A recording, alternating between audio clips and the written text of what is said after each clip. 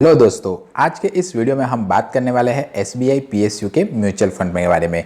तो ये एक पीएसयू यानी कि एक सेक्टर म्यूचुअल फंड है, यानी कि ये इन्वेस्टरों के पैसे को पर्टिकुलरली सेक्टर में निवेश करता है और इस केस में वह सेक्टर है पीएसयू यानी कि पब्लिक सेक्टर यूनिट्स, जिसमें गवर्नमेंट भी अपनी भागीदारी रखती है।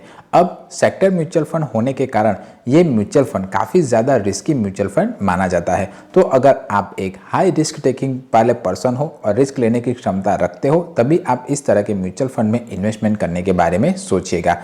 अब हम रिटर्न वाइज देखें तो इसने ऑल ओवर अब तक अच्छा खासा रिटर्न्स लाकर इन्वेस्टरों को दिया हुआ है। तो अगर आप लॉन्ग टर्म के लिए इस म्यूचुअल फंड में बने हुए हो तो आपको अच्छा खासा रिटर्न्स मिला होगा।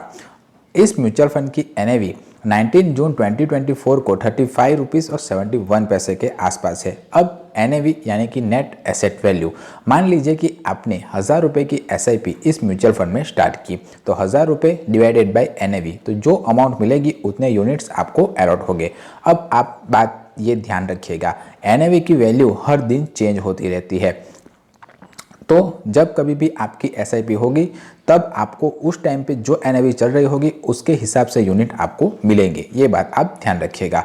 अगर आप इस म्यूचुअल फंड में अपनी SIP को चालू करवाना चाहते हो तो मिनिमम SIP 500 रुपीज़ से स्टार्ट कर सकते हो।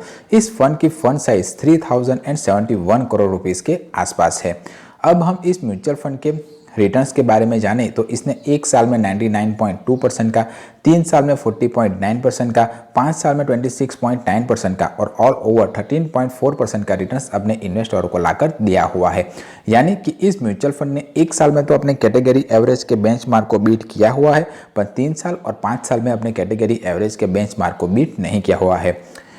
तो जो म्यूचुअल फंड अपने कैटेगरी एवरेज के बेंचमार्क को बीट नहीं करता है वो मेरे हिसाब से तो एक अच्छा म्यूचुअल फंड नहीं माना जाएगा। आप मुझे कमेंट करके बताइए, अगर आपने इस म्यूचुअल फंड में इन्वेस्टमेंट किया हुआ है तो कि ये म्यूचुअल फंड कैसा रिटर्न्स लाकर दे रहा है। उसके सामने इसी तरह के दूसरे PSU म्यूचुअल फंड ने अच्छे खासे रिटर्न्स लाकर दिए हुए हैं। तो जब कभी भी आप किसी भी म्यूचुअल फंड को चुने तब कैटेगरी एवरेज के क्राइटेरिया को जो म्यूचुअल फंड बीट कर रहा है उस तरह के म्यूचुअल फंड में इन्वेस्टमेंट करने के बारे में आप सोचिएगा।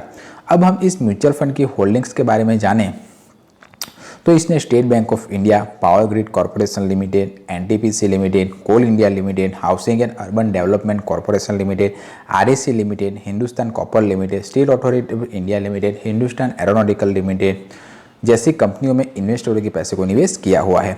इसके पास इक्विटी में 89.9 पैसे है, यानी कि इतने शेयर मार्केट में 89.9% इन्वेस्ट किया हुआ है। यानी कि उसके पास अगर 100 रुपये है इस फंड के पास तो इसमें से उसने 89.9 रुपये शेयर मार्केट में इन्वेस्ट किए हुए। कैश में उसके पास 10.1% रुपीज़ पड़े हुए हैं। सेक्टर जहां पर इस म्यूचुअल फंड ने इन्वेस्टमेंट किया हुआ है वो है energy sector, financial sector, metal and mining, capital and goods and construction sector जैसे सेक्टरों में इन्वेस्टरों के पैसे को इसने निवेश किया हुआ है। अब हम अगर आपने इस म्यूचुअल फंड में इन्वेस्टमेंट की SIP चालू की होती तो अगर आपने 5000 रुपये की SIP को स्टार्ट किया होता तो एक साल में आपके 60,000 रुपये 83,831 रुपीज़ हो जाते। 3 साल में आपकी SIP की अमाउंट 1,80,000 रुपीज़ के आसपास होगी। उसके सामने आपको 3,75,285 रुपीज़ के आसपास मिलते। 5 साल में आपकी SIP की अमाउंट 3 लाख के आसपास होगी और उसके सामने आपको 8,15,931 रुपीज़ के आसपास मिलेंगे। अब हम देख लेते हैं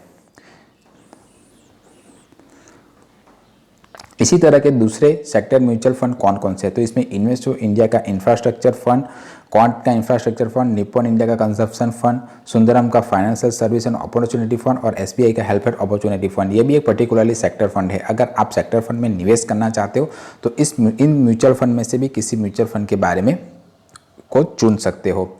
अब इस म्यूचुअल फंड का एक्सपांस रेशियो 0.78% है, जो मेरे हिसाब से थोड़ा ज़्यादा है। अब जिसे नहीं पता कि एक्सपांस रेशियो किसे कहते हैं, तो जो एसेट मैनेजमेंट कंपनियां होती है वो हमारे पैसे को मैनेज करने के लिए हम ही से कुछ फीस चार्ज करती है और उसी फीस को वो एक्सपांस रेशियो के तौर पर हमें बताती है। तो जितना ज़्यादा एक्सपांस रेशियो होगा उतना ही कम इन्वेस्टरों को प्रॉफिट होगा। इसका एग्जिट लोड 0.50% है। अगर आपने एक सर्टेन टाइम ऑफ पीरियड से पहले अपने निवेश किए पैसे को निकाल लिया तो आपको 0.5 5% का एग्जिट लोड चार्ज देना पड़ेगा। अब हम इस म्यूचुअल फंड पर लगने वाले टैक्स के बारे में बात कर लेते हैं। तो अगर आपने 1 साल के भीतर ही अपने निवेश के पैसे को निकाल लिया तो आपको short term capital gain tax 15% का निकाले हुई पूरी रकम पर देना पड़ेगा।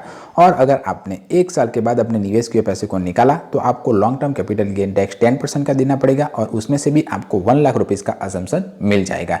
ये बात आप ध्यान रखिएगा। इसीलिए मैं हर बार कहता रहता हूँ कि जब कभी भी आप किसी भी म्यूचुअल फंड को चुने तब लॉन्ग टर्म के लिए उसमें इन्वेस्ट करें। लॉन्ग टर्म से मेरा मतलब है 5 साल, 10 साल और उससे ज़्यादा के लिए, तभी कंपाउंडिंग इंटरेस्ट का इफेक्ट आपको अपने निवेश के मनी पर देखने को मिलेगा।